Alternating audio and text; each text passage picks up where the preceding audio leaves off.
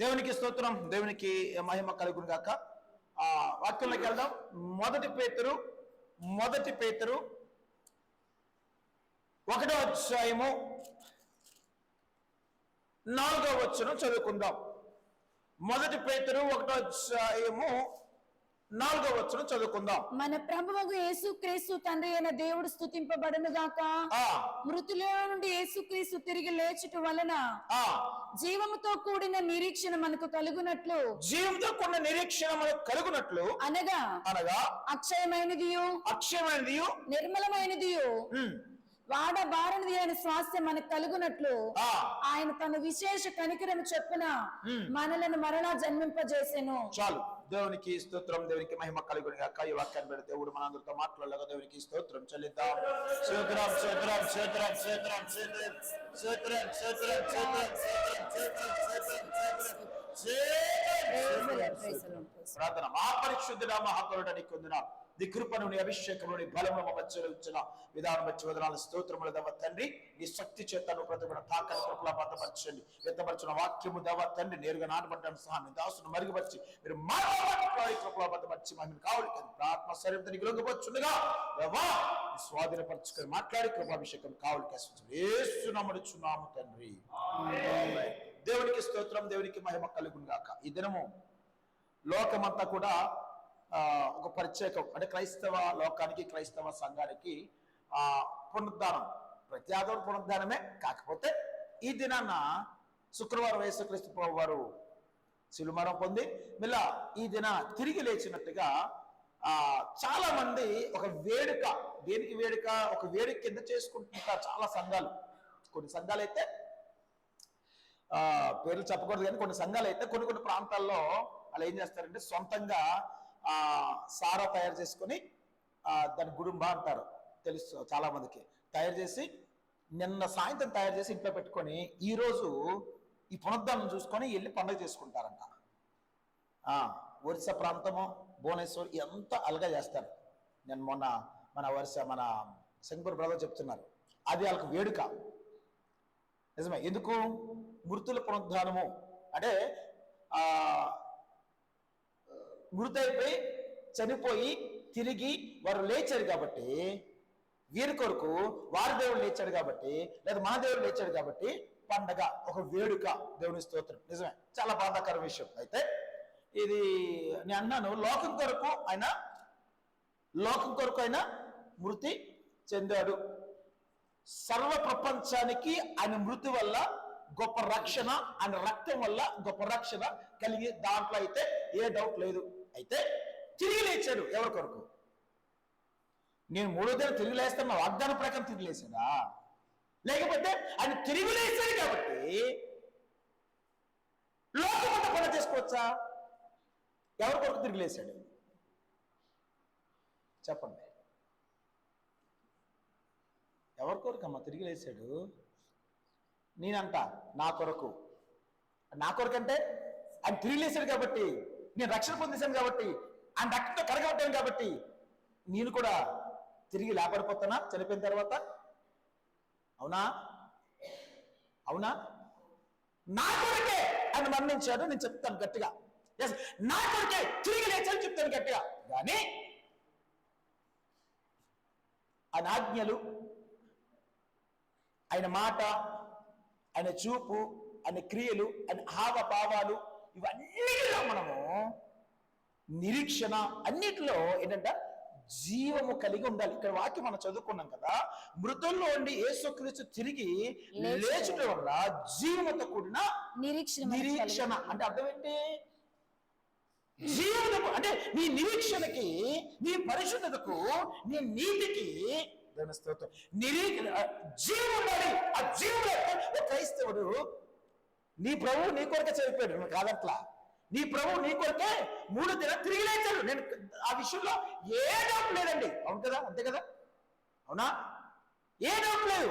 అయితే నేను ఆయన జీవించున్నాడు కదా, ఆ జీవము క్రైస్తవుల్లో, నీలో, నాలో క్రియ చేయకపోతే ఏ జీవం అంట?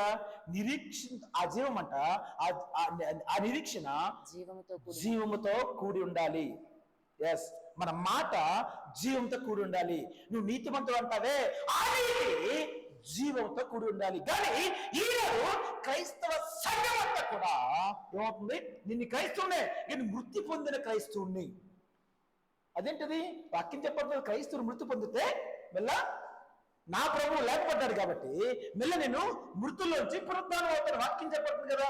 ఆ బ్రదర్, నేను మృతి పొందిన కూడా నేను లేపడతాను. నేను ఆ మృతి గురించి చెప్పట్లా, బైబిల్ ఆ మృతి గురించి చెప్పట్లేదు. నువ్వు జీవించి ఉన్నట్టయితే, నీ నిరీక్షణ జీవము కలిగి ఉన్నట్టయితే, నీ మాట, నీ యొక్క పాట, నీ కన్నీరు, నీ చప్పట్లు జీవం కలిగి ఉంటే నేను అంటాను, నువ్వు సరిగ్గా చనిపోయినా ఆత్మీయ స్థితిలో ప్రభు లేచున్నారు కాబట్టి ఆయన రాకల్లో నీవు కూడా లేపబడతావు, ఎత్తబడతావు. దేవునికి స్తోత్రం, దేవునికి మహిమ కలుగును గాక.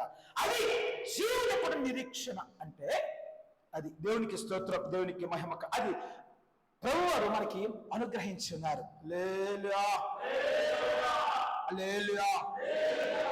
ఒక ఉపమానం చెప్పి నేను ముందుకు వెళ్తా. ఒక పాస్టర్ గారు, మంచిగా పెద్ద సంఘం ఆ పాస్టర్ గారిది. ఆ పాస్టర్ గారు ఏం చేశారంటే, ఇలాగ ఈస్టర్ వచ్చింది, ఇవన్నీ వచ్చి గుడ్ ఫ్రైడేకి సంఘం రావాలా. ఈలోపు ఆ పాస్టర్ గారు ఏం చేశారు, సంఘం యొక్క పరిస్థితి బాగోలేదని ఆ పాస్టర్ గారు ఏం చేశారంటే, వాళ్ళందరికీ సండే తెల్లవారు 3 గంటలకి ఫోన్ చేసి, సంఘం అనే ఆమె చనిపోయింది. ఎవరు చనిపోయారట? సంఘం అనే ఆమె చనిపోయింది, మీరందరూ బరియలకి రావాలి, తెల్లవారు 8 గంటలకు బరియలు చేయాలి, తర్వాత మన ఆరాధనలో కూర్చుందాం అన్నారంట. వీళ్ళందరూ ఏం చేశారంటే, ఆ పేరు గల ఆవిడ ఎవరున్నారు సంఘంలో? మనమే. నేను ఇక్కడే పెట్టి చేయించాను, 6 రోజులు పెట్టి కూడా చేయించాను, రెడీ చేస్తాను, మీరందరూ వచ్చండి. ఎవరు వచ్చారు? అందరూ వచ్చారండి. కానీ గొప్ప జనాలు వచ్చారండి. ఎందుకంటే ఇవాళేంటి, పునరుద్ధానం తీసుకెళ్ళి కప్పెట్టేస్తే చూడండి, మరి రైతు బదులు సమాధానం ఉన్నాయి కదా. అంటే రైతు బదుల సమాధులు మరి మామూలు కాదు, చక్క రంగులు వేసేసి ఈరోజు కొవ్వొత్తులు వెలిగించి పాట పాడి మోకరించి తెగపాఠం చేస్తారు సమాధుల దగ్గర. ఎందుకంటే ఈ పాట పాడి కొవ్వొత్తు వెలిగించిపోతే సమాధులు లేవంట. దేవునికి స్తోత్రం, దేవునికి మహిమ కలుగును గాక. తగొస్తారండి. మరి జనాలు ఎవరు డౌట్, ఎవరు చనిపోయారు? సంఘం అన్న ఆమె ఎవరు లేరు. పాస్టర్ గారికి ఎలా చెప్పారు? లేదు, పాస్టర్ గారు అబద్ధం చెప్పరు అంటే పాస్టర్ గారు ఏం చేశారంటే, పులిపెట్టి ముందు ఆ శవపేటకు పెట్టారు. పెట్టిన తర్వాత అందరు క్యూ కట్టండి అన్నారు. దగ్గర రానివాళ్ళ అందరు క్యూ కట్టి ఎవరు నచ్చిన గిఫ్ట్లు పాపం ఆ శవ మీద ఏంటి తెచ్చారు. ఆల్రెడీ అన్ని తెచ్చారు. తెచ్చి ఒక్కొక్కరు వచ్చి మీరు చూసి వెళ్ళిపోండి అన్నారు. సంఘ నాయకులు, సంఘ పెద్దల ముందు వచ్చారంట. వచ్చి ఇలా చూడగానే మాట్లాడలేదట, వెళ్ళిపోయాడంట. వెనకతలు ఏంటి అడుగుతా, నువ్వు చూడరా బాబు అంటాడట. ఆడొచ్చి చూసి వెళ్ళిపోతున్నాడట. అలా సంఘం అంతా కూడా అర్థం అలా అందరూ చూసి వెళ్ళిపోతున్నారు. ఇంకా ఎవరు చెప్పండి, అందరూ ఏముందన్నది చూసుకోవడం మాత్రం తెలుస్తుంది. లేలియా, జీవించడం తెలుస్తుంది నేనేంటి అన్నది. అవునా? నువ్వేంటి అన్నది నీకు మాత్రం ఎవరు తెలియదు. దేవునికి స్తోత్రం. అడుగుతున్నాడు ఏంటిది అని అడుగుతుంటే అది చెప్పట్లేదు. నువ్వు చూడు, నీకు అర్థం అవుతుంది. సంఘం అంతా చూసి మొక్కలు మార్చుకొని చివరి కూర్చున్నారంట. ఏంటైతే ఏం చేద్దాం, ఈ సంఘాన్ని పాతి పెట్టేద్దామా అన్నారంట. మోకాలు ఆడడం స్టార్ట్ చేశారు. ఎందుకు అందులో ఉన్నది ఏంటి? అర్థం పెట్టాడు ఆయన. లేదా పెట్టాడు శవపేటికలో అద్దం పెట్టాడండి. అద్దం పెడితే ఎవరి మొక్క కనబడుతుంది? నా మొక్క నాకు కనబడుతుంది, నీ మొక్క అందరూ కనబడుతుంది. నాకు అర్థమవుతుందా? నీ మొక్క నీకు కనబడుతుంది. ఎవరు చనిపోయారంట? నీకు చనిపో, ఈ రోజు పాతి పెట్టాలా రండి ప్రేమ సంగమా అంటే ఒక్కరి మాల చచ్చు, ఒక్కరి మానలేదండి. అమ్మా వెళ్ళాలి, బాగోదు కదా. దేవునికి స్తోత్రం, దేవునికి మహిమ కలుగును గాక. నిజమే, ఎల్లాలి, బాగోదు కదా. వచ్చి ఆ చివరి కూర్చున్నారు. పాస్టర్ అడిగారట, అయిపోయింది ఏం చేద్దాం, పాతేద్దామా? పాతేమంటారు మళ్ళీ అన్నా. దేవునికి స్తోత్రం. నిజమే, ఈ రోజు పునరుద్ధానము, ఈ రోజు పాత పెడితే ఏమవుతుందట, తిరిగి లేపబడతాం. అవునా? అవునా? వీరెవరికి జీవం లేదు. పాస్టర్ గారు చాలా మంచోడు అండి. పాస్టర్ గారు ఎవరో చాలా మంచోడు. కొట్టకుండా, బెత్తంతో కొట్టకుండా వచ్చి చూడండి అని బుద్ధి చెప్పాడు. మోకరిచ్చి అందరూ ఏడ్చారట. అయ్యా మా తప్పే, నిజమే, మా కొరకు యేసుక్రీస్తు ప్రభువు నిజమే శిలువను పొందారు. దాంట్లో అయితే ఏ ధైర్యం లేదు. నిజమే, దాన్ని బట్టి గొప్ప రక్షణ నీకు నాకు ఈ దినాన అనుగ్రహించాడు దేవుడు. అయితే నీ పొందే రక్షణలో జీవం లేకపోతే, నీకున్న నిరీక్షణలో జీవం లేకపోతే, నేను అంటున్నాను, నువ్వు చూసే చూపులో జీవం లేకపోతే, దేవుని స్తోత్రం, దేవునికి మహిమ కలుగును గాక. ఆ సంఘాన్ని మనకేం తేడా లేదు. అవునా అవునా అంటున్నాను, నిజమే. ఎవరో పాస్ గారు వచ్చి ఏదో సంఘం చనిపోయింది, సంఘం అని ఒక చనిపోయింది, వచ్చి చూడండి అనేలేదు కాదు అంటున్నాను. ప్రతిదినము ఈ వాక్యం అనే అర్థంలో అంట నీ మొక్కని నా మొక్కని చూసుకుంటే నీలో లోపము నేను చెప్పక్కర్లా. ఏంటి ఈ వాక్యం అర్థంలో నీ ముఖాన్ని చూసుకుంటే నువ్వు జీవముగా ఉన్నావా? ఎస్, 3 రోజుల కోసం ఉంది కానీ అందరూ అద్దాల ముందుకు వెళ్ళి మొక్క మీద కోసం చూసుకుంటారు. బొగ్గలు తగ్గిపోయి మొక్కం పీకిపోయింది. ఏ ముఖం పీకిపోయిందట. అయ్యో బాబాయ్ 3 దినాల ఉపవాసం, దేవునికి స్తోత్రం, దేవునికి మహిమ కలుగుందాక. నేను అంటున్నాను, ప్రతిదిన క్రైస్తవుడు ఈ వాక్యం అర్థంలో చూసుకోగలిగితే, నా పాస్టర్లు ఎన్ని చెప్పినా రెండే సంఘం చనిపోయిందని మీకు అర్థమైపోవాలా? నిజమే. అందుకే వాక్యం ఒకసారి రిపీట్ చేద్దాం. మృతులలో నుండి క్రీస్తు లేచడం వలన జీవముతో కూడిన నిరీక్షణ మనకు కలుగునట్లు, జీవముతో కూడిన నిరీక్షణ మనకు కలుగునట్లు అనగా అక్షయమైనదియు నిర్మలమైనదియు వాడబారనిది అయిన స్వాస్థ్యం మనకు కలుగునట్లు. ఏంటట? దేవునికి స్తోత్రం, దేవునికి మహిమ. ఆ నిరీక్షణ అనగా అంటున్నాడు, అది జీవములోనే ఉంటే అంటున్నాడట, అక్షయమైనది నిర్మలమైనది వాడబారనిది అయిన స్వాస్థ్యము. స్వాస్థ్యము నేను అన్నాను, భూమి మీద ఉన్న స్వాస్థ్యాలన్నీ వాడబారినవా, అక్షయమైన క్షయమైనవా? భూమి మీద ఉన్న స్వాస్థ్యాలు క్షయమైనవి సమస్తముగా. భూమి మీద మనమే క్షయమైన వారు కదా. ఈ శరీరము క్షయమైందా అక్షయమైందా? ఈ శరీరము క్షయమైంది అక్షయమైంది కాదు. దేవుడికి స్తోత్రం, నిజమే. ఎందుకంటే బయట చేసిన లోన కూడా చేశాడండి. దేవుడికి స్తోత్రం, దేవునికి మహిమ కలుగుందాక. అయితే మనం ఏం చేస్తున్నాం? జీవితకున్న నిరీక్షణ మనకు లేక, అక్షయం అంటే ఏంటి తెలియదు, క్షయం అంటే ఏంటి తెలియదు మనకి. నిజమే. ఇది దేవుడు మనకి అనుగ్రహించడం. ఈ స్వాధ్యము అక్షయమైంది. దేవునికి స్తోత్రం. ఎప్పుడు అక్షయమైంది అని కనబడుతుంది? నీ నిరీక్షణలో జీవం ఉండాలి. అది దేవుడు అనుగ్రహించాడు. అవచనం పూర్తి చదువు. జీవముతో కూడిన నిరీక్షణ మనకు కలుగునట్లు అనగా అక్షయమైనదియు నిర్మలమైనదియు వాడబారనిదని స్వాస్థ్యం మనకు కలుగునట్లు ఆయన తన విశేష కనికరము చొప్పున మనలను మరలా జన్మింపజేసెను. ఆయన తన విశేష కనికరము చొప్పున మొదటి ఉపాసపదం దేవుడు బయలుపరిచాడు. ఏంటిది? కనికరపు ఆత్మ. ఎస్ అంటున్నాను, ఆ విశేషమైన కనికరము నీకు లేకపోతే, నిన్ను తిరిగి ఆయన జన్మింపలేడు. ఆ కనికరపు ఆత్మ ఈ దినాన్ని మనం పొందుకున్నాం కాబట్టి ఆ గొప్ప కృప దేవుడు మనకు అనుగ్రహించున్నాడు. ఏ కృప? ఇందులో తిరిగి జీవించే కృప. నేను అంటున్నాను, క్రైస్తవులందరూ కూడా చాలా మంది దేవుడు నమ్ముకుంటానని కాదట్లేదు. ఎస్, మంచిదే. కానీ నమ్ముకున్న ప్రతి ఒక్కరు కూడా మృతుల పునరుద్ధానంలో పాలుభాగస్తులు అవుతారంటే క్వశ్చన్ మార్క్. నేను అడుగుతున్నాను, ఈ దినాన్ని మీరు చనిపోయారు శారీరకంగా, ఆత్మీయంగా అలాగే చనిపోతాంలేండి, శారీరకంగా చనిపోయారు. నేను అంటున్నాను, మృతుల పునరుద్ధానంలో పాలుభాగస్తులు అవ్వగలరా?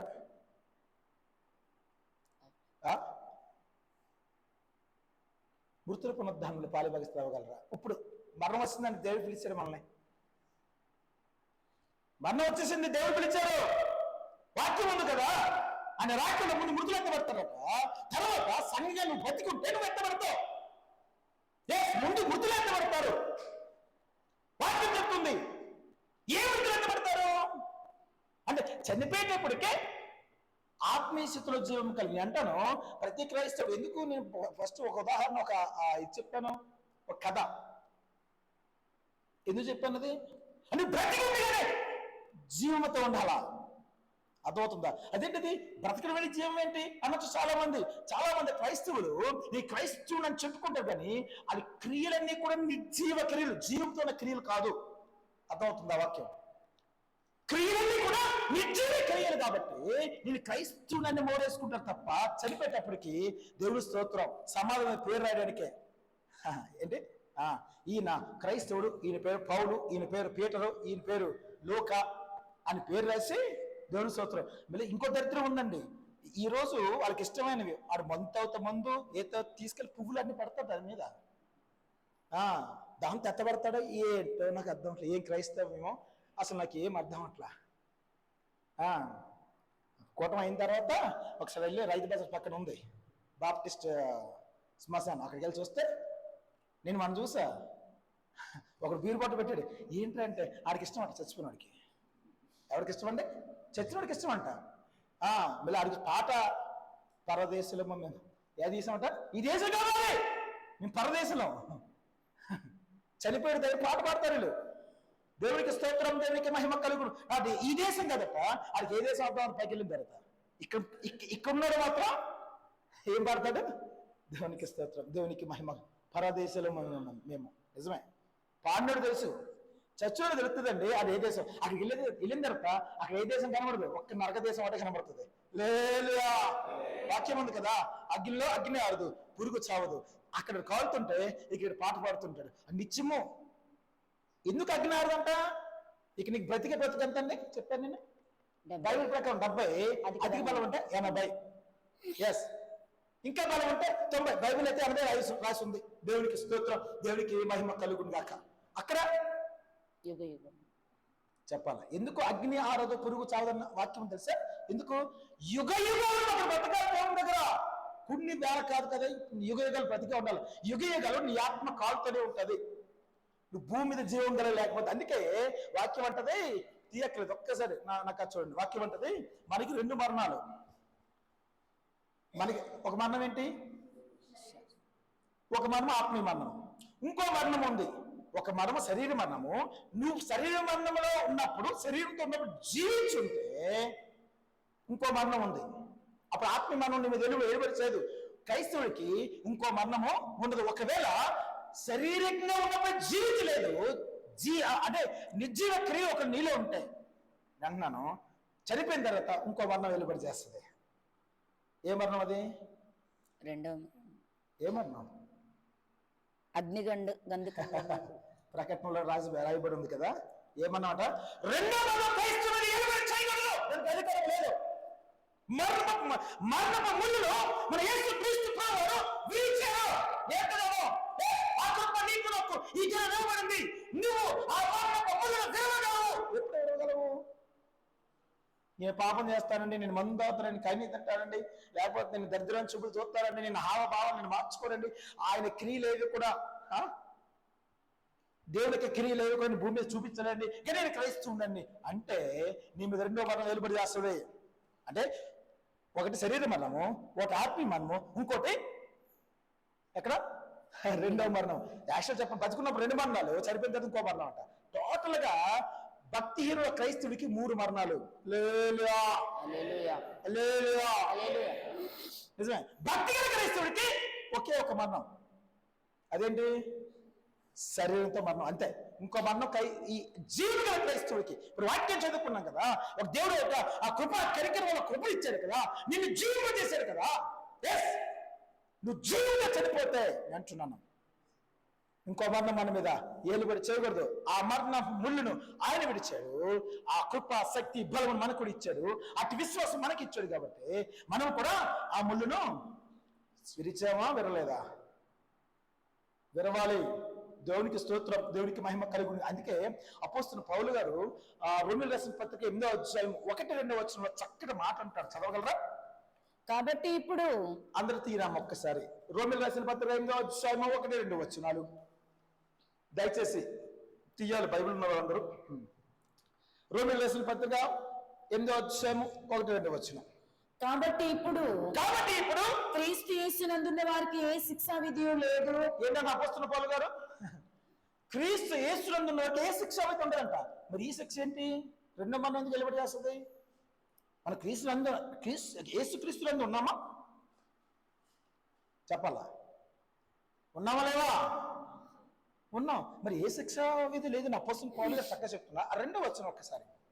క్రీస్తు యేసునందు జీవమునిచ్చు ఆత్మ యొక్క నియమము. ఏంటి? క్రీస్తు యేసునందు జీవమిచ్చు ఆత్మ యొక్క నియమము పాప మరణముల నియమము నుండి నన్ను విడిపించెను. ఎక్కడంట? దేవుని స్తోత్రం.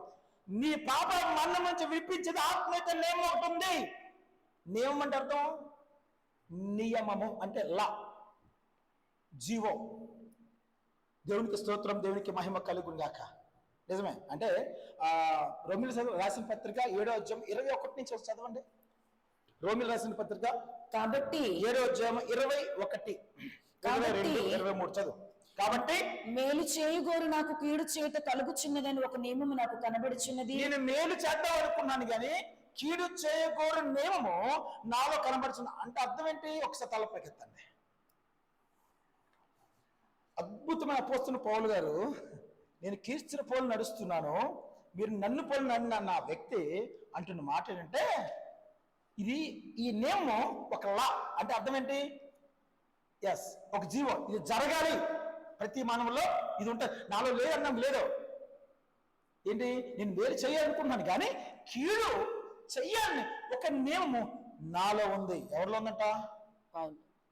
సామాన్య వ్యక్తిగా చెప్తుంది, అపోస్తున్న పౌలు గారు చెప్తున్నారు, నాలో ఉంది. చదువు.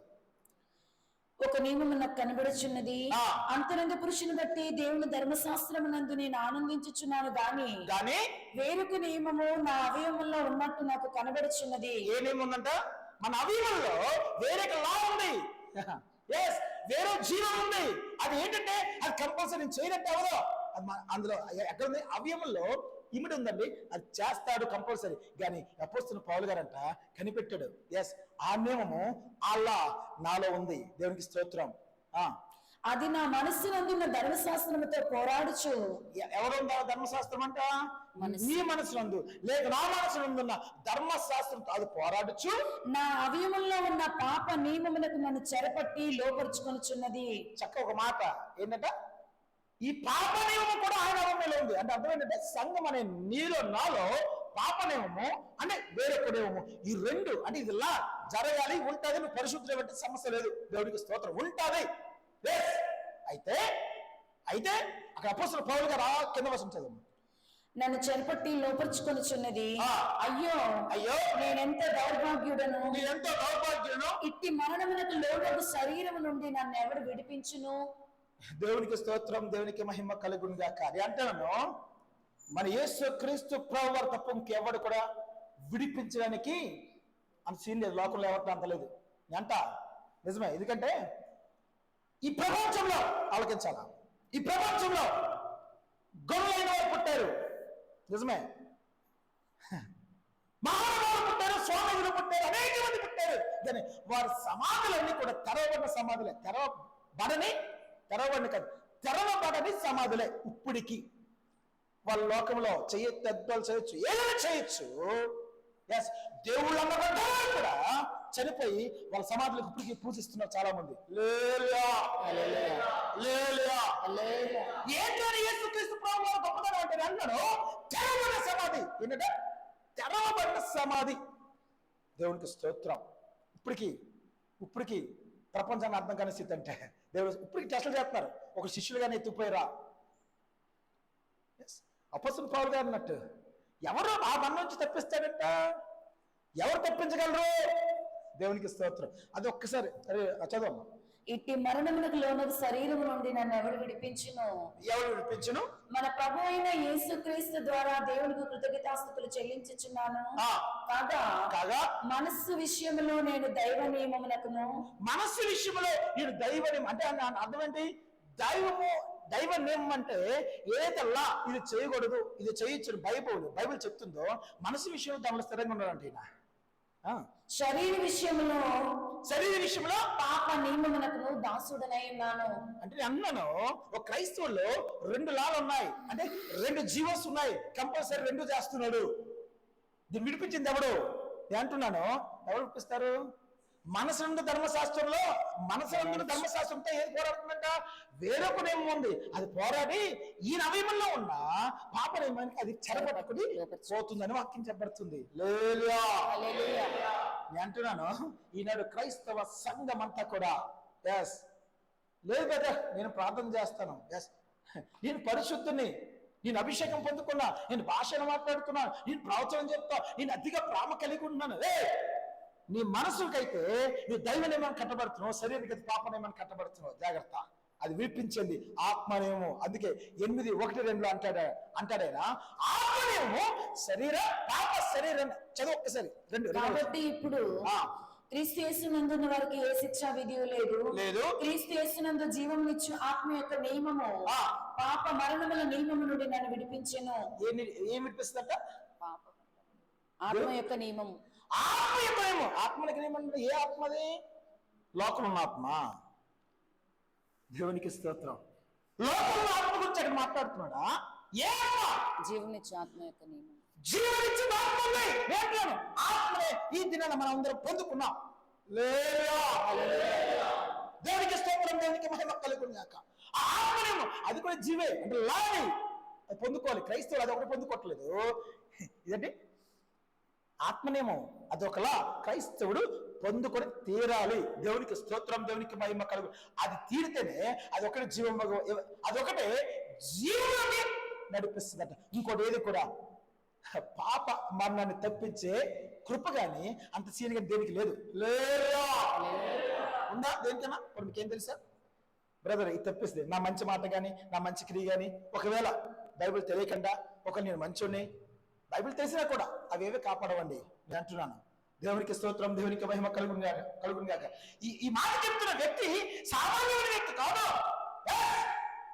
సాక్షాత్తు యేసు క్రీస్తు పోలికలు చూపించేశాడు ఆయన లోకానికి. చూపించి దాదాపుగా 14 పత్రికలు రాసి కొన్ని వేల కిలోమీటర్లు తిరిగి మామూలు పరిచర్య కాదు, అద్భుతమైన పరిచర్య చేశాడు.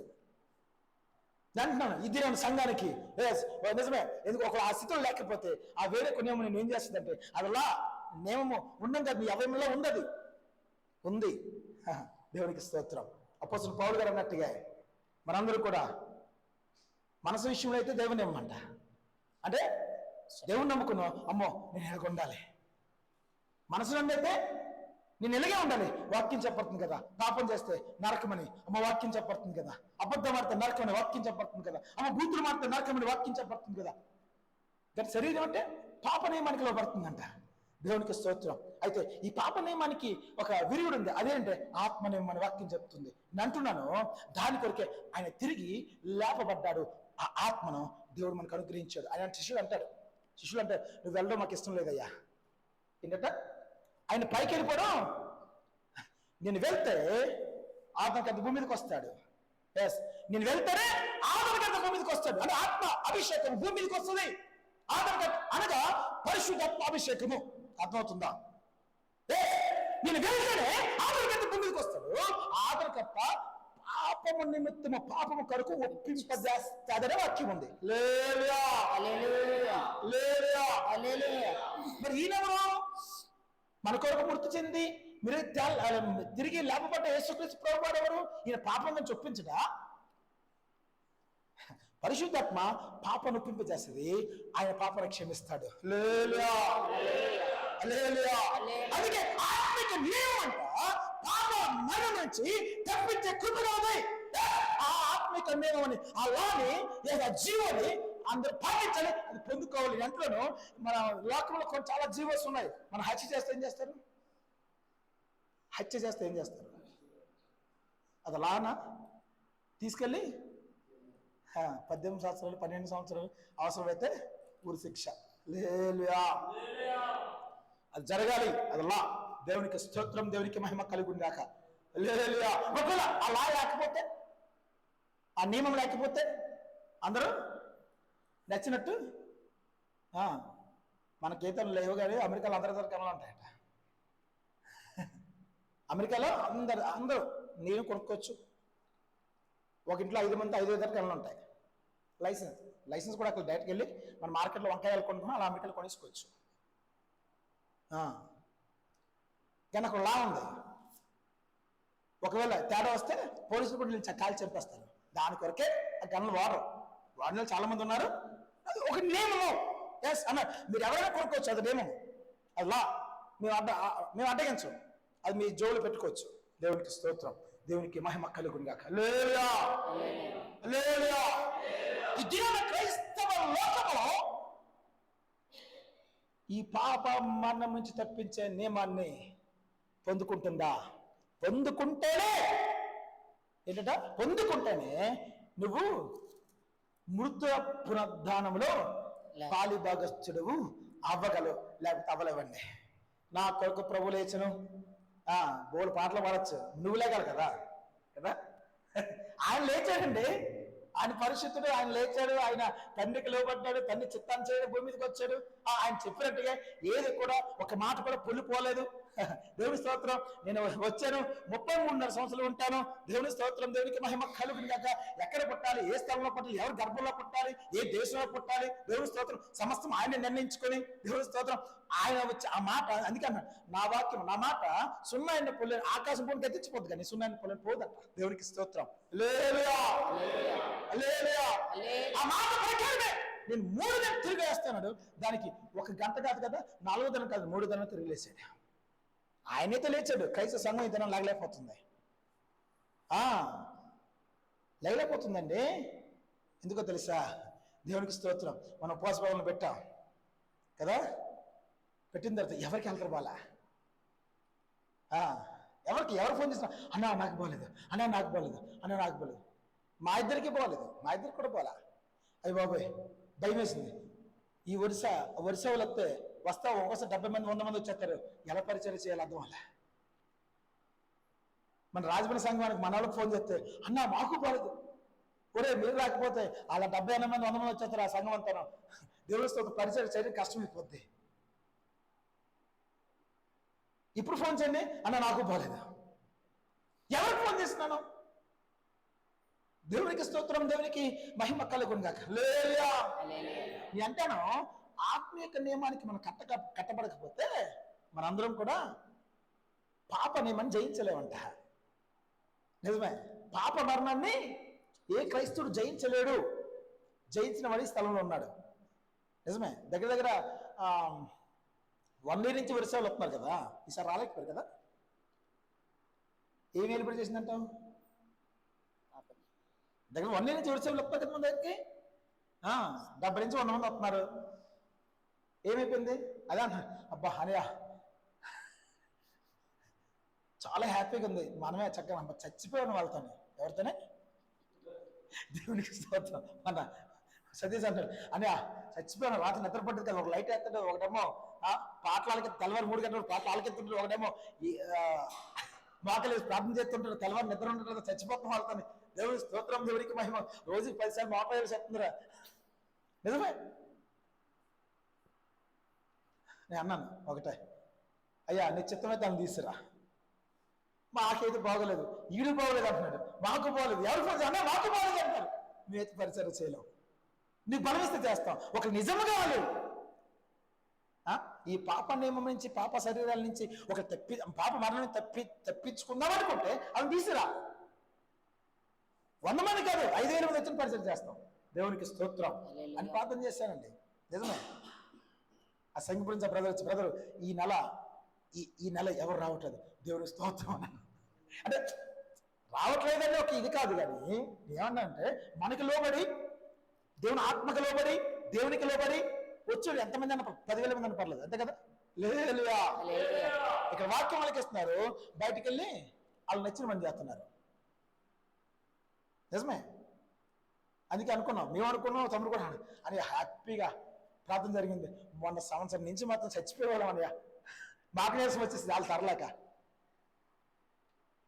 నిజమే. ఎందుకు అన్నాను, ఆత్మనియమంలో కట్టబడితే, నిజమే, ఆత్మనియమం వారు కూడా పొందుకుంటే మనకు ఆలోచన రాదేమో. హల్లెలూయా హల్లెలూయా. క్రైస్తవ సంఘాలన్నీ కూడా నిజమే ఈ పాప మరణము నియమము తప్పించుకోగలుగుతుందా? చెప్పాలా? తప్పించుకోగలుగుతుందా? నాలో ఈ నియమం లేదని లేదు. నియమం అంటేనే లా, అది ఉంది, నువ్వు పుట్టుకుతా ఉంది. అది దేవునికి స్తోత్రం. నీ ఎవరిలో దాగి ఉంది. అది దేవునికి స్తోత్రం, దేవునికి మహిమ కలుగును గాక. అది నీ ఎవరిలోకి ఎంటర్ అయితే, అంటే ఎవరిలోకి ఎంటర్ అవ్వాలి, బయట కాదండి. ఆత్మనియమం బయట ఉండడానికి వీల్లేదు. అర్థమవుతుందా?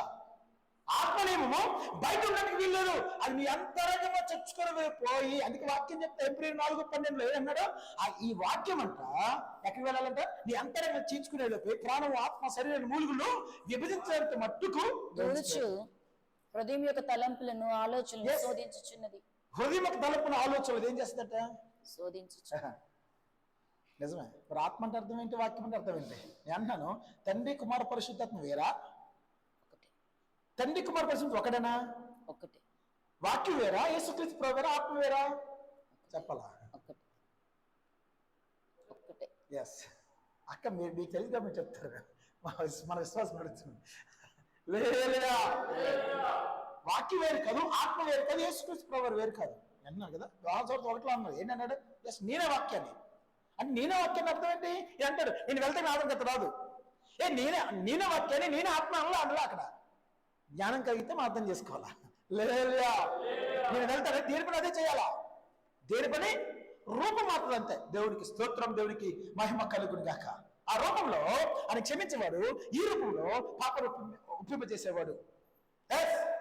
వాక్య రూపంలో హృదయంలోకి, బయట కాదండి, హృదయంలోకి చొచ్చుకుని వెళ్ళిపోయి దానికి నువ్వు అవకాశం ఇస్తే సమస్తానికి శోధిస్తుందంట. మరి అపొస్తలుడైన పౌలుగా శోధించబట్టి కదా ఆ నియమం నాలో ఉంది. నేను మేలు చేయాలనుకుంటున్నాను కానీ కీడు చేసే నియమం ఒకటి నాలో ఉంది అంటున్నాడు. అది ప్రతి వ్యక్తిలో ఉంటుందండి. అది కనిపెట్టగలిగితే అద్భుతమే. ఇక పాప శరీర మరణం నుంచి మనం తప్పించగలడు. నిజమే, ఆయన తప్పించగలడు. లేదా ఒకసారి మొదటి కొరింథీయులకు రాసిన పత్రిక 15వ అధ్యాయము 42 నుంచి ఒకసారి చదువుకుందాం. మొదటి కొరింథీయులకు రాసిన పత్రిక 15వ అధ్యాయం 42వ వచనం.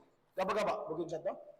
మృతుల పునరుద్ధానమును అలాగే శరీరము క్షయమైనదిగా విత్తబడి అక్షయమైనదిగా లేపబడును, ఘనహీనమైనదిగా విత్తబడి మహిమ గలదిగా లేపబడును, బలహీనమైనదిగా విత్తబడి బలమైనదిగా లేపబడును. చదువు కానీ హల్లెలూయా. మొదటి కొరింథీయులకు రాసిన పత్రిక 15వ అధ్యాయము 42 నుంచి కదమ్మా, 42 43 ఏమన్నాడు ఇక్కడ? ఒక్కసారి రిపీట్. మృతుల పునరుద్ధానమును అలాగే శరీరము క్షయమైనదిగా విత్తబడి. శరీరము క్షయమైనదిగా ఎందుకు ఆ మాట చెప్పండి. మనందరం చాలా మందికి ఇక్కడ రైతులు ఉన్నారు, అందరూ తెలుసు. శరీరము క్షయమైపోవాలంట. ఈ విత్తబడిన శరీరం క్షయమైపోవాలి. నేను అంటాను, ఒక విత్తనం కావచ్చు, ఇదం కావచ్చు, ఈ మన ఉన్న ముందు గ్రూప్ తెలుసు, కొంతమందికి తెలియదు. అంటే వ్యవసాయం అలవాటు లేని వాళ్ళకి, నాకు తెలిసేది కాదు, నేను సొంతంగా వ్యవసాయం చేసేది నాకు తెలుస్తుంది. ఒక విత్తనం విత్తినప్పుడు అది ఏమవుతుంది? నేను స్టార్టింగ్ తోటలో ఇవన్నీ చేసి జీడి అది ఇది కట్టే మొక్క కట్టేవాళ్ళమే. బుట్ట ఇవి తెచ్చి కట్టినప్పుడు మా పెద్దనాన్న ఎవరు నాటింది లేదని చూడరా అన్నాడు. పెద్దనాన్న వెళ్ళాను, వెళ్ళి చూస్తే కుళ్ళిపోయింది పిక్కంతాను. కుళ్ళిపోయి పిక్కని తీసారు బయటికి. అదవా కుళ్ళిపోయి పిక్కని తీస్తారు, అందులో మొక్క వస్తుంది అన్నాడు ఆయన. లేదా కుళ్ళిపోయి పిక్కని తీసేస్తే అందులో మొక్క పెక్కూడదురా అన్నాడు ఆయన. నాకు తెలియదు, చిన్నాను కదా అప్పుడు. నేను ఇంటర్మీడియట్ డిగ్రీ చదువుతున్నాను. దాంట్లో మొక్క చేద్దాం అనుకున్నా, మొత్తం జీడి పిక్కంతా మొత్తం కుళ్ళిపోయింది. అప్పుడు తీసి టెస్ట్ చేస్తే నేను చాలా చిన్న మంచి మొలకొస్తుంది. అయ్యి బాబా అనవసరంగా పీకేసాను, మిల్లి మొత్తం నాటేశాను. నిజమే. ఏ విధంగా అంటే ఒకసారి వాక్యించదు. మృతుల పునరుద్ధానము అలాగే శరీరము క్షయమైనదిగా విత్తబడి. నీ శరీరము క్షయమైనదిగా విత్తబడాలి. నేను అంటున్నాను, దేవునికి స్తోత్రం, దేవునికి మహిమ కలుగును గాక. ఏదైతే విత్తబడుతుందో, ఏ వాక్యం అయితే నీ హృదయం ఎత్తబడుతుందో, నీ ఫలమనే హృదయం ఎత్తబడుతుందో, దేవునికి స్తోత్రం, దేవునికి మహిమ కలుగునుగా. దాన్ని బట్టి నీ శరీరం అంటే క్షయమైపోవాలా? ఏమైపోవాలా? క్షయమైపో. నీ శరీరం క్షయమైపోవాలా? లో నుంచి ఒక నూతన జీవం పుట్టుకు రావాలా? దేవునికి స్తోత్రం, దేవునికి మహిమ కలుగునుగాక. అది నేను అంటున్నాను, బయట ఒక విత్తనంలో ఆ గుణం ఉంది. నేను అన్నాను, ఈ విత్తనం అనే ఈ వాక్యంలో అద్భుతమైన గుణం ఉంది. అదేంటే నీ హృదయమైన ఫలంలో అది నాటినట్టయితే ముందు ఏది క్షయమైపోవాలంట? లోకంలో అది క్షయమైపోవాలా? ఇక్కడ నీ శరీరం క్షయమైపోతే విత్తమైన ఏదైతే వాక్యం ఉందో అది నేను చుచ్చుకొని వెళ్ళిపోయి నీ హృదయం తలుపుల యొక్క యావత్తును సమస్తమును శోధించి నేను ఒక నూతన పురుషునిగా అది ఒక్కటే చేయగలదు, ఇంకోటి చేయలేదు.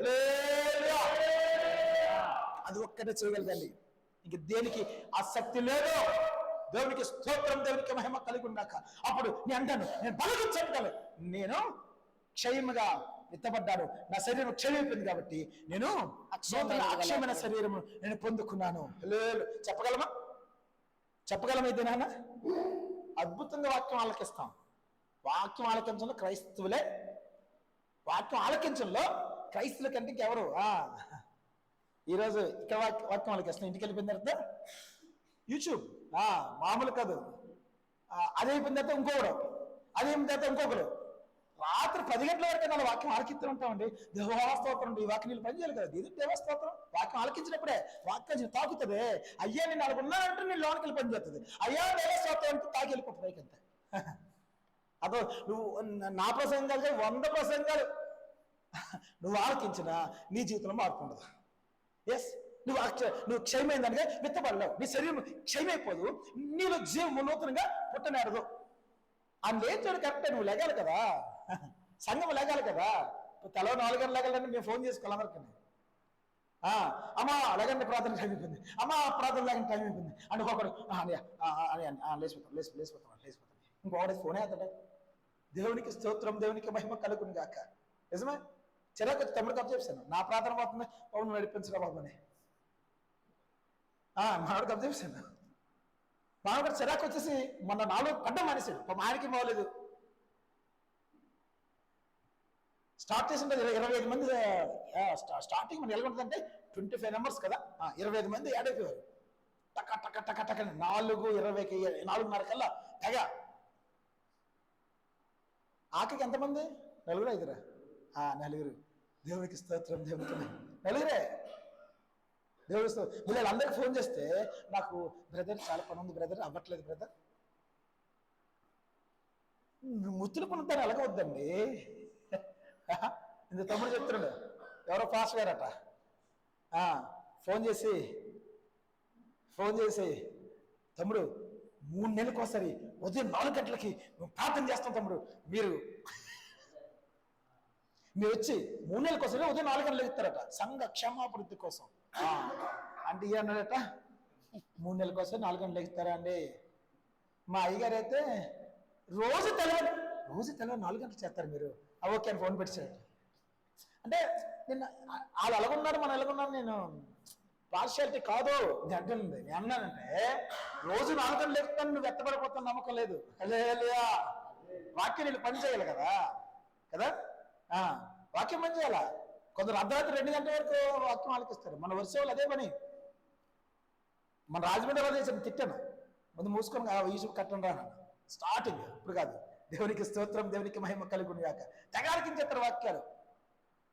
నిజమే, నేనేమంటున్నానంటే ఇప్పుడు నేను చెప్పిన వాక్యం ఉంది కదా, విత్తబడాలి, మన శరీరం క్షయమైపోవాలి, అప్పుడు నీళ్ళు నూతన జీవం వస్తుంది. ఆ విత్తనం ఈ వాక్యమే కదా. పొలమని హృదయంలో విత్తబడాలి. ఒకటంటే అవేం అక్కలేదు, నువ్వు రక్షణ పొందావు, నువ్వు ఏమన్నా కనపడ్డావు, అది చాలు. నీ కొరకు గచ్చమైన తోటలో ప్రార్థన చేసి నువ్వు ప్రార్థన కూడా చేయట్లేదు, చాలు, నువ్వు నమ్ము చాలు అంటే అర్జెంట్కి వెళ్ళిపోతావు. కరెక్టా? యూట్యూబ్లో ఇలాంటి వాక్యాలు లేవా?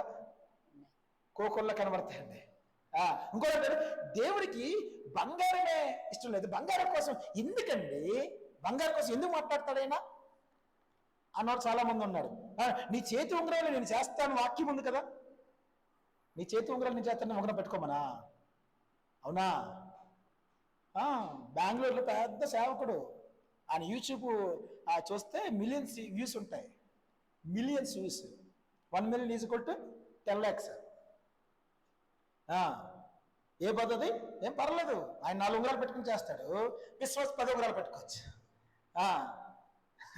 నేను చిరిపోయిన ఫ్యాంటేషన్ బోధిస్తాను, నువ్వు హాఫ్ ప్యాంట్ వేసుకోవచ్చు, నో ప్రాబ్లం. దేవునికి స్తోత్రం, దేవునికి మహిమ కలుగును గాక. ఆ బాధ నచ్చుతుంది కదా. నీ అంటాను ఏది క్షయమో ఇది అక్షయమో, ఏ విత్తనం నేను క్షయంగా చేస్తుంది, ఏ విత్తనం నేను క్షయమంగా చేస్తుంది? అది జీవం గలదైనా దేవుని యొక్క వాక్యము నేను క్షయమైన వాళ్ళగా చేస్తానే నువ్వు అద్భుతంగా లాభపడతావు. భక్తుల రాజీ ఉంటే అంటాను, భక్తుల రాజీ ఉంటే అమ్మో ఈ బోధ కాబట్టి ఇంకో బోధ ఉంది, ఏం పర్లేదు, అక్కడ నగలేసుకోమని చెప్తున్నాడు, బంగారు వేసుకొని చెప్తున్నాడు కదా, కాబట్టి అదే బెటరు అన్నవారు చాలా మంది ఉన్నారు. అన్నవారు చాలా మంది ఉన్నారండి. పర్లేదు రోజుల బంగారం ఎక్కడ ఉంటుందంట చెప్పాలి, కాలు కింద ఉంటుంది, ఇక్కడ ఒంటి మీద. నీ ఒంటి మీద ఉంటే నువ్వు కాలు కింద ఆయన రాజులు ఎత్తబడవు. నీ ఒంటి మీద బంగారం ఉంటే, ఈ బంగారు కాలు కింద ఉన్నారు, అక్కడ ఉన్నారు. నీ ఒంటి మీద బంగారం తీసేస్తే దాని ఆస్తి తీసేస్తే కదా, దాని ఆస్తి తీస్తే ఏముంటుందంట? నువ్వు బంగారం మీద నడుస్తావు. ఒక మాటలు చెప్పాలంటే బంగారు రోడ్ల మీద నడుస్తూ ఉంటా. అందుకంటే మహా అయితే డబ్బులు ఉన్నారైతే 1 కేజీ బంగారం లేదా 2 కేజీలు బంగారం, 2 కేజీలు మోయలేరు కాబట్టి కేజీ, దేవునికి స్తోత్రం. అక్కడ టన్నుల బంగారం అండి. నీకు అది కావాలి, ఇది కావాలా అంటే ఎస్. ఏ వాక్యం ఉంది? అదెవరు చూపించాడు బ్రదర్? అది ఎవరు చూపించాడు? ఆ వాక్యం ఉంది. నేను అన్నాను, ఏ వాక్యం బాగుంది? 100 తులాలు వేసుకో, నో ప్రాబ్లం, నువ్వు మొత్తం ఆయన రాజ్యానికి వెళ్ళిపోతావు. ఈ వాక్యం బాగుంది. నేను అన్నాను, ఈ వాక్యము నేను క్షయమైన దానిగా చేయలేదు. అర్థమవుతుంది ఆ వాక్యం? ఈ వాక్యము నేను క్షయమైన వాడిగా నీ శరీరాన్ని ఇది క్షీణించలేదు, అంటే నీ శరీరము క్షయమైనదిగా మారలేదు. ఈ వాక్యం నాటవాడిని కూడా గద్దలు ఎత్తుకుపోతాయంట, పక్షురాలు వచ్చి ఎత్తుకుపోతుందంట. దేవునికి స్తోత్రం, దేవునికి మహిమ కలుగును గాక. అన్న వాళ్ళ జీవితంలో బలిగా ఉన్నాను. ఎస్, బాగుంటాయి. సాతాను వాళ్ళు ముట్టుకుంటాడు సాతాను, వాళ్ళు పట్టించుకోడండి. దేవునికి స్తోత్రం, దేవునికి మహిమ కలుగును గాక. ఉపాసన కొంచెం ఒక సాక్ష్యం చెప్పారు, చెల్లెతో ఒక సాక్ష్యం చెప్పింది. వద్దామని ఉంది కానీ ఒక పక్కమో ఎత్తుకుంటున్నారు పనులు. ఈ పని వల్ల నిలకూడదు అంటే ఎవరు ఆటంకపరుస్తున్నారు? సాతాను గడేనా? అవునా? ఎస్, నిజమే. 10 రోజు ఫోన్ చేసింది, అన్నయ్య నెలలో వచ్చేస్తాను అంటే ఏమంటే మా ఆయనకి ఇలాగా, అంటే నాకు ఇలాగా అందే, దీనికి ఏదో అయ్యింది, ఓకే నీ ఇష్టం. తర్వాత ఫస్ట్ కోటానికి ఆన్లైన్లో యాడ్ అయితే ఆ మధ్యాహ్నం కోటకి వచ్చేస్తానయ్యా, దేవుడు బాగా మాట్లాడిన వచ్చేసింది. దేవునికి ఎవరు ఆటంకపరిచారు? ఎస్, సాతాన్ గాడు. ఎందుకు ఆటంకపరుస్తున్నాడు? ఏం పర్లేదు, మీరు రండి, ఏసీలు కూడా పెట్టించాం కాబట్టి చక్కగా కుర్చీలు వేస్తాను, హ్యాపీ. మోకాలు ఎక్కలేదు, మంచి ప్రసంగుడు మెడ్రాస్ నుంచి వస్తున్నాడు, 3 రోజులు మంచి కన్వెన్షన్ ఉన్నాయి, 3 రోజులు మటన్ చికెన్తో తిందామంటే నేను చెప్తున్నా, ఈ రోజు ఇక్కడ 5,000 మంది చేరుతారు.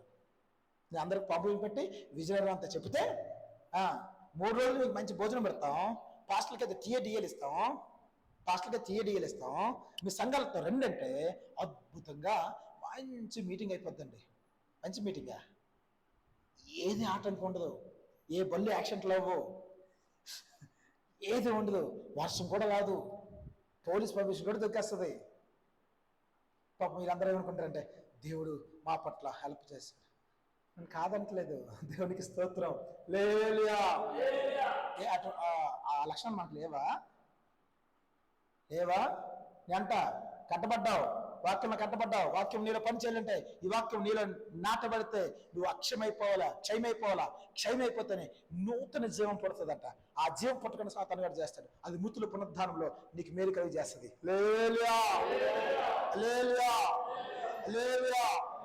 నిజమే, చాలా మంది పాపం తెలియదు. అయ్యారు అదే వాక్యం కదా, వాక్యమే. సాతాను గారు యేసుక్రీస్తు ప్రభువుని శోధించేటప్పుడు ఏం చెప్పాడు? వాక్యం కాంతి చెప్పాడా? ఆలకించాల. వాక్యం కాంతి చెప్పాడమ్మా? కాదు. నీకు కీర్తుల్లో రాసి ఉంది చెప్పాడు. ఎక్కడ పాత నిబంధనలు రాసి ఉంది కూడా చెప్పేశాడు. నీకోసం రాసి ఉంది కదా, నువ్వు పడిపోయినా నీ కాలు దెబ్బకతాలకండి, నీ దెబ్బతాలకండి, నీ మోసం దావదు. అది కీర్తనలో రాయబడి ఉంది. అది దేవునికి స్తోత్రం, దేవునికి మహిమ కలుగును. ఎంత చక్కగా చూపుతున్న వాక్యం, అది చూపించిన వాక్యమే, అబద్ధం కాదు. దేవునికి స్తోత్రం. దేవుడు చూపించిన వాక్యమే. ఏది కరెక్ట్? దేవుని శోధించకపోవడం అన్నది కరెక్టా? లేదా సాధారణ చెప్పిన వాక్యం కరెక్ట్ అండి. ఏది తీసుకుంటావు నువ్వు? యాక్చువల్లీ దేవుడు చెప్పింది తీసుకో కదా అన్న. నీకు ఆకలిగా ఉంటే రాళ్ళను రొట్టెగా చేస్తున్నావు అంటే దేవుడు ఏం చెప్పాడు? మనుషులు రొట్టె వలన, దేవుని నోటి నుంచి వచ్చి ప్రతి మాట వలన, దేవుని నోటి నుంచి ప్రతి మాట వల్ల మనుషుడు జీవిస్తాడట. అంటే అర్థం ఏంటి? మన దగ్గరికి ఇంతకు ముందు ఒక ఆర్మీ ఆయన వచ్చేవాడు, చాలా వెరైటీ, చాలా మంచి భక్తి మాట. అంటే చేస్తాడు, ఏ పిచ్చి భక్తి మంచి భక్తి అనొచ్చు. ఈ బైబిల్ అంతా కూడా అంటే మరి అన్ని వాక్యాలు తెలుసు ఆయనకి. ఈ వాక్యం ఒకసారి మళ్ళీ చదువుతుంటే అవును కదా, యేసుక్రీస్తు వారు సాతానుడు బలి సంబంధం చెప్పాడు. ఎలా జీవిస్తాడు? దేవుని నోటి నుంచి వచ్చు ప్రతి మాట వల్ల మనిషి జీవించును అని ఆర్మీ బేస్ లో ఉన్నప్పుడు అన్నం తిన్న మానేసేటండి. 3 రోజులు అయిందట, 4 రోజులు అయిందట, ఆకలి వేసేస్తుందట. మళ్ళీ వాక్యం వెలుగుంది అంటాడు. 6 రోజులు అయ్యేటప్పటికి అలా ఆర్మీ చీఫ్ వచ్చి ఎవరో చచ్చిపోయినట్లు నువ్వు ఇంటికి వెళ్ళి పంపించాడు సెలవిచ్చి. వచ్చిన తిన్నంగా ఇక్కడికి వచ్చాను నా దగ్గరికి. అన్న ఒక డౌట్ అన్నాడు. చెప్పరా బాబు అన్న, వాక్యం ఎలా ఉంది కదా, ఆయన నోటి నుంచి వచ్చు ప్రతి మాట వల్ల జీవించడం ఉంది కదా, రొట్టె వల్ల కాదు కదా, అంటే మన అన్నం తినట్లేదు కదా, దానికి అర్థమవుదా? చెప్పాలా? మన అన్నం తినట్లేదు కదా, మరి నాకు ఎందుకు ఆకలిస్తుంది అంటాడు. ఓర్పిచ్చోడా అనుకున్నా, ఏం సమాధానం చెప్పాలి అర్థం వల్ల ప్రార్థన చేసుకున్నా. అడుగుతున్నాడు, ఏం సమాధానం చెప్పమంటారు? అది కరెక్ట్ కదా అని చెప్పింది. మన జీవించాలంటే ఆయన వచ్చిన మాట వల్ల జీవించవచ్చు, సూపర్ తిరగలేదు. ఏ జీవం గురించి ఆయన మాట్లాడుతున్నాడు? ఆత్మీయ జీవం. సాతానుడు ఏ జీవం గురించి మాట్లాడుతున్నాడు? శరీర జీవం గురించి మాట్లాడుతున్నాడు. అదే చెప్పా. ఆయన ఏ జీవము అంటే ఆలోచించాడు. మరి ఆత్మజీవం రా అంటే నువ్వు జీవించున్నట్టయితే నీకు మృతుల పునరుద్ధానం జరుగుతుంది, నువ్వు ఎత్తబడతావు. సాధారణ మాట ఏ జీవము? శరీరం కృషించబడుతుంది, శరీరం బతకాలి కదా, నువ్వు తినంటాడు. దేవునికి స్తోత్రం, దేవునికి మహిమ కలుగును గాక. అయితే శరీరం బతకడం తిన్నమానేద్దామా? తిన్నమానేస్తే నువ్వు ఆత్మజీవంలోకి వెళ్ళలేవే. నిజమే. అంటే అప్పుడు అన్నాను, సాతాను గారు శరీరం గురించి మాట్లాడతాడు. అవునా? అవునా? సాతాను శరీరం గురించే మాట్లాడతాడు. దేవుడు ఆత్మ కనుక ఎలా మాట్లాడతాడు? దేవునికి స్తోత్రం. ఎస్, అంతరంగ స్వభావాలను సరిచేయడానికి మాట్లాడతాడు. కానీ సాతాను గారు మాట్లాడి నువ్వు తిరిగి ఉండి చచ్చి ఊరుకుంటాను తినకని ఉంటాయి. నిజమే. ఆర్మీ బేసిస్ పంపించేస్తే వచ్చి అన్నాడు, అన్న నాకు వాక్యం అర్థం అవ్వలేదు, క్షమించండి అన్న. వెళ్ళి ఫాస్టింగ్తో వచ్చాడు, వెళ్ళి తిన్నాడు. ఇంటికి వెళ్ళి తినరా బాబు, చచ్చిపోతావు నువ్వు. నిజమే. ఉపవాసం ఏం చేశారట? ఆత్మలు ఊరుకుంటారంటే ప్రార్థన చేస్తే. దేవునికి స్తోత్రం, దేవునికి మహిమ కలిగి. నిజమే. ఇటువంటి బోధలు దేవునికి జ్ఞానం పొందుకోక, అంటే అది పైనుంచి వచ్చే జ్ఞానం, భూమి మీదకి వచ్చే జ్ఞానం. ఆ జ్ఞానం పొందుకోక ఈ వాక్యం నాటబడదు. నాటబడక పర్లేదు, ఏం పర్లేదు. ఉదయం ఇక్కడికి వస్తారు, ఏంటి మధ్యాహ్నం అయిపోయిన తర్వాత సాయంత్రం 2 గంటలకి ఇంకో కూటానికి వెళ్తారు, సాయంత్రం 6 గంటలకు ఇంకో కూటం, రాత్రి 10 గంటలకు ఇంకో కూటం. ఇంటికి వెళ్ళిపోయిన తర్వాత తెల్లవారు 3 గంటల వరకు యూట్యూబ్. ఈ పడుకుంది 2 గంటలు పడుకుంటారు వీళ్ళు. రేపు దేవుడు అక్కడ ఎత్తబడతా ఉంటాయి క్వశ్చన్ మార్క్. అవునా? అవునా? నేను అందుకే అంట మనం ఇస్తుంది, నువ్వు యూట్యూబ్ కూడా చూడొద్దావు. ఒక లావాటువంటి ఇప్పటికి మానేసుకోండి, యూట్యూబ్ కూడా చూడొద్దంట. ఒకవేళ మన ప్రసంగం ఆలకించదా, యూట్యూబ్ ఆలకించు. ఇంకా వేరే బోధలకు వెళ్ళావా అటు పర్లేదు చెయ్యంటాడు. పాపమే కదా, నో ప్రాబ్లం. ఆయన 70 సార్లు మట్టుకు క్షమించమని చెప్పాడు కాబట్టి 2 సార్లు పాపం చేసిన క్షమిస్తాడు.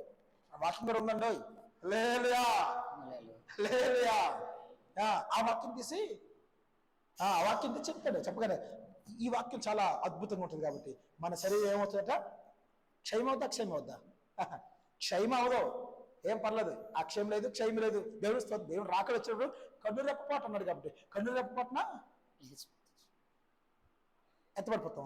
కన్ను రెప్పటి అర్థం ఏంటి? నువ్వు కన్ను రెప్ప తీసేటప్పుడు నీ శరీరం విడిచి ఆత్మ వెళ్ళిపోతాను అర్థం. అది దేవునికి స్తోత్రం, దేవునికి మహిమ కలుగుతుంది. అందుకే అంటున్నాడు, చదువు. ఘనహీనమైనదిగా విత్తబడి మహిమ గలదిగా లేపబడును, బలహీనమైనదిగా విత్తబడి బలమైనదిగా లేపబడును, ప్రకృతి సంబంధమైన శరీరముగా విత్తబడి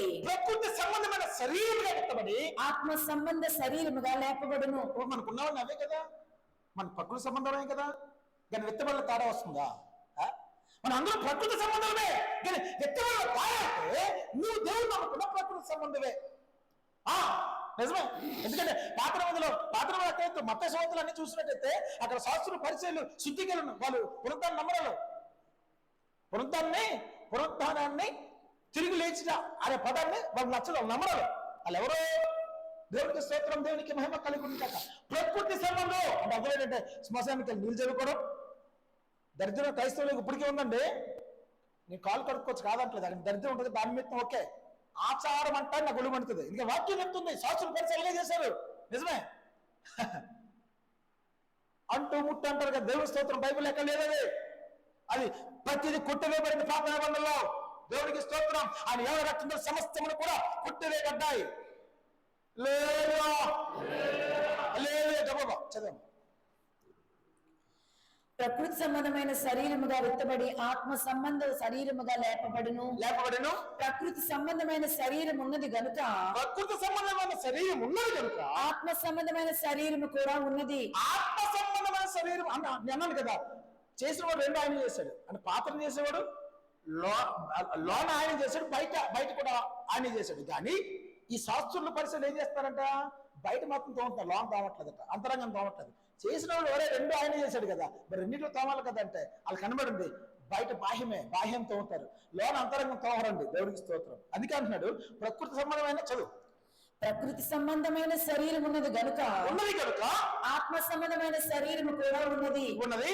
ఇందు విషయమై ఆదామును మొదటి మనుష్యుడు జీవించు ప్రాణి ఆయనను వ్రాయబడినది.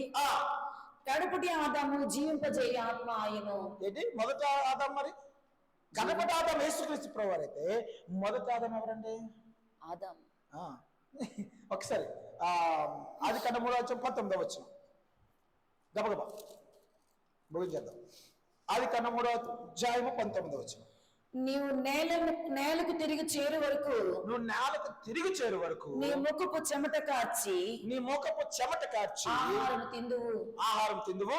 ఎలయనగా నేల నుండి నీవు తీయబడితివి, నీవు మన్నే గనుక తిరిగి మన్నైపోదు అని చెప్పెను. చదువు. ఆదాము తన భార్యకు హవ్వ అని పేరు పెట్టెను. ఏలయనగా ఆమె జీవము గల ప్రతి వానికి తల్లి. ఆదాము ఆమె తప్పు చేసింది కాబట్టి సమస్తమును కూడా జీవం గల ప్రతి వాడు కూడా ఈ పాప మరణం అనేది ఏలుబడేస్తుంది. మనం మన్నే కనుక మిల్లు మన్నుకు చేరే వరకు కూడా మన చెమట భూమి మీద రాలాలి. దేవునికి స్తోత్రం, దేవునికి మహిమ కలుగును గాక. అయితే ఈ ఆదాము ఏం చెప్తున్నారంటే, నేను మృతుల పునరుద్ధానాల 3వ దినం లేచాను కాబట్టి మీరు మన్నుకు చేరుతారు, కానీ మీరు తిరిగి లేపడతారు. ఈ ఆదాము ఏమంటున్నాడు? యాదవ్కు దేవుడు ఏమంటాడుతున్నాడు అంటే, నువ్వు మన్ను చేపట్టే కాబట్టి మీరు మన్నుకు చేరే వరకు నీ చెమట కారాలి. దేవునికి స్తోత్రం, దేవునికి మహిమ కలుగును. ఆదాము ఏమంటున్నారంటే, ఆ కడపటి ఆదాము ఏమంటున్నారంటే, నువ్వు మన్నుకు చేరుతావు. దాంట్లో నువ్వు పరిశుద్ధుడైనా పరిశుద్ధుడు కాకపోయినా ఎవరైనా మన్నం అన్నది తిరిగి లేదు. ఎవరికైనా మన్ను వస్తుంది, ప్రతి వాడు మన్నుకు చేరాలా. కానీ పాత నిబంధనలో మన్నుకు చేరినంత వరకే తిరిగి లేచుట అన్నది పునరుద్ధానం అన్నది పాత నిబంధనలో లేదు. దేవునికి స్తోత్రం, దేవునికి మహిమ కలుగును. అయితే ఈ ఆదాముకి ఇచ్చే కృప, ఈ కడపడానికి ఇచ్చే కృప ఏంటంటే తిరిగి లేపే కృప ఆయనకి దేవుడు అనుగ్రహించి ఉన్నాడు.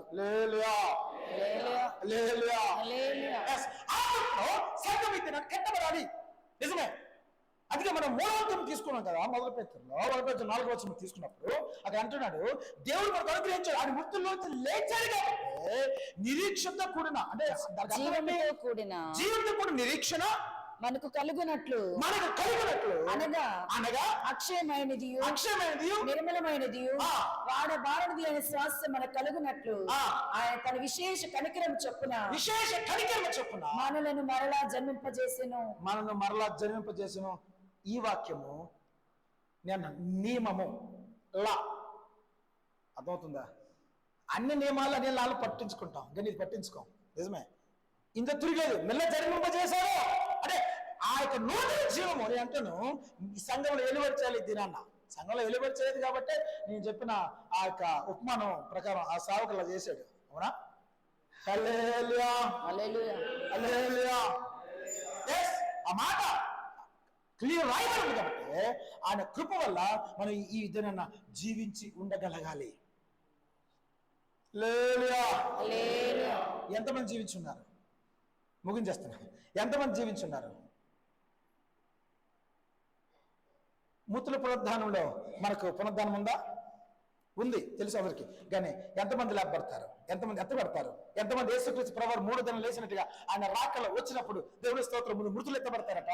తర్వాత బ్రతుకున్న మనం ఒకవేళ అంతవరకు బ్రతుకుంటే మనం ఎత్తబడతామంట. సీక్వెన్స్ అంతే. ముందాలు తర్వాత మనం.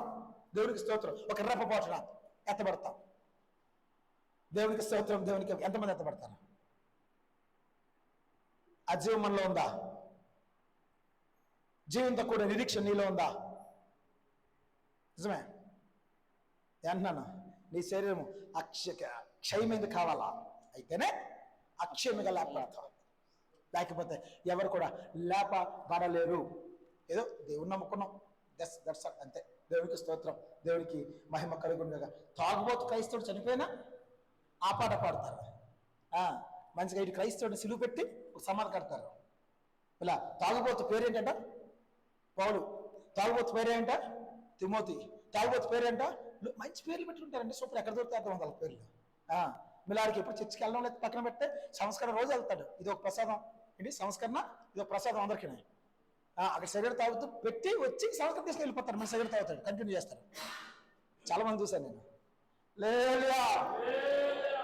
వీళ్ళకి మృతుల పునరుద్ధానం ఉంటుందా? మృతుల పునరుద్ధానం ఉందా? దాని వీళ్ళ నమ్మకం ఏంటంటే మేము రక్తంలో కడగబడ్డాం కాబట్టి మాకుంది.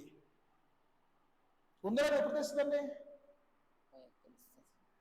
నువ్వు లేపబడతావా అన్నది ఎప్పుడు తెలుస్తుంది? ధనవంతుడికి ఎప్పుడు తెలిసింది? చనిపోయిన తర్వాత. ఎక్కడున్నాడు? నరకం. బాబు మామూలు కాదు. కాలిపోతుంటే ఒక్క చుక్క నీరు అంటే బొట్టల మీద ముంచి, చిలక మీద ముంచి ఒక్క చుక్క నీరు. ఎక్కడ నీరు? పరలోకంలో ఉన్న పరలోక పరదేశంలో ఉన్న నీరు అంట. అంటే పరలోకంలో నీరు ఈ మామూలు కావట్లేదు, అంటే కులుములో కాలుతారు కదా, ఆ విధంగా ఒక చుక్క నీరు సరిపోద్దా? ఆయన ఉద్దేశం అంటే పరలోకంలో ఒక చుక్క నీరైనా దాహం తీరుతుందని అర్థమా? ఎస్, ఒక డ్రాప్ నీరైనా. పరలోకంలో నీరు, పరలోకంలో బంగారం అటువంటిదే. ఆ కృపలో మనం కట్టబడితే నేను అంటాను, ఈ దిన నీకు నాకు కూడా అమృతలో పునరుద్ధానం. ఒక లేదు ఆ స్థితిలో లేదన్నా, లేదు నేను భక్తిలో ఉన్నాను కానీ, దేవుడు నమ్ముకోను కానీ నేను భక్తిహీనతలోకి జారిపోయానన్నావా? ఎస్, మృతి చెందడం అన్నది ఎవరైనా మృతి చెందుతారు కానీ లేపబడతావా అంటే దేవునికి స్తోత్రం. చాలా మంది డౌట్ అండి, చాలా మంది ఫోన్ చేసి అడుగుతుంటారు, అన్న ఆయన చనిపోయాడు కదా వెళ్ళాడా?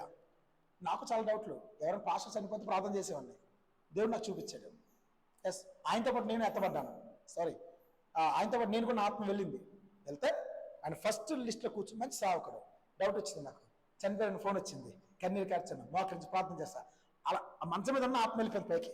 దేవుని దగ్గర తీసుకెళ్తే దేవుని దగ్గర ఒక పెళ్లి విందులో ఫస్ట్ వరుసలో ఆయన కనబడ్డాడు నాకు. ఎస్ అయ్యా టైం అవుతుంది, నేను వచ్చానా, నేను కూర్చున్నా అంటున్నానంట. ఆయన సమాధానం చెప్పాను. 2 సార్లు అడిగాడు, 3ఓసారి చెయ్యి ఊపెత్తున్నాను, అయ్యా టైం అవుతుంది, నేను కూర్చుంటాను అంటే, నీకు ఇంకా సమయం ఉంది, నువ్వు వెళ్ళండి. ఆయన నన్ను ఏ దేవత దగ్గర తీసుకెళ్ళి, ఆ దేవత తీసుకొచ్చి బయటకు వస్తుందండి. వీళ్ళకి ఎందుకు వస్తా, నా ఆత్మనాలోకి వచ్చింది. మళ్ళీ చాలా మంది డౌట్లు ఉంటాయి, చాలా మంది అడుగుతుంటారు, అన్న నిజంగా పర్లోక రాజ్యం వెళ్ళాడా? కొన్ని చెప్తాను, కొన్ని చెప్పను. ఎందుకంటే వాళ్ళ ఉద్దేశం అంటే బాగా బ్రతికారు, బాగా సేవ చేశాడు కాబట్టి వెళ్ళారు అంటారు, బాగా విశ్వాసంగా ప్రతి వారు చర్చకొచ్చారు కాబట్టి వెళ్ళారు అంటారు. దేవుడికి స్తోత్రం. బాగా దశంభాగాలు ఇచ్చాం కాబట్టి వెళ్ళామనుకుంటారు. నేను కాదట్లా. కాదు, మనం క్రైస్తవ చేసిన పని అంటే ఇది చేస్తాం, అది వదులుతాం. అవునా? పరిశీలన ఎలా చేశారు కదా, వాళ్ళు అన్నింటిలో దశంభాగాలు ఇచ్చారట, కానీ దేవుడికి న్యాయాన్ని విడిచిపెట్టారు అనుకుంది. యేసుకృష్ణ నోటి ఏమన్నాడు? ఇది చేయాలి, అది చేయాలన్నాడు. రెండు చేయమండి, ఒకటి విడిచిపెట్టమని చెప్పలా. ఆ స్థితిలో మనం ఉన్నామో, ఇదే పరిశుద్ధాత్మ దేవుడు మాట్లాడుతాడు. ఈ వాక్యం అనే విత్తనము నీ హృదయమైన పొలంలో నాటబడితే, నేను అంటున్నాను, నాటబడితే వచ్చే క్రియ ఏంటంటే నీది క్షయమైపోద్ది. జాగ్రత్త, క్షయం అవ్వాలి. అవ్వకపోతే ఆ వాక్యం నేను పనిచేయదు. లేదంటే ఎన్నాళ్ళు క్రైస్తవుడైనా నీ శరీరం క్షయం కాకపోతే నీ శరీర క్రియలు చచ్చిపోవు, బ్రతికే ఉంటాయి. నువ్వు జీవము నీ కొరకు ఆయన ఎన్నిసార్లు లేసినా, ఒకసారి లేస్తాడంటే ఒకసారి సిలువ మనం దేవుడికి స్తోత్రం విజ్ఞాపన చేస్తాడు.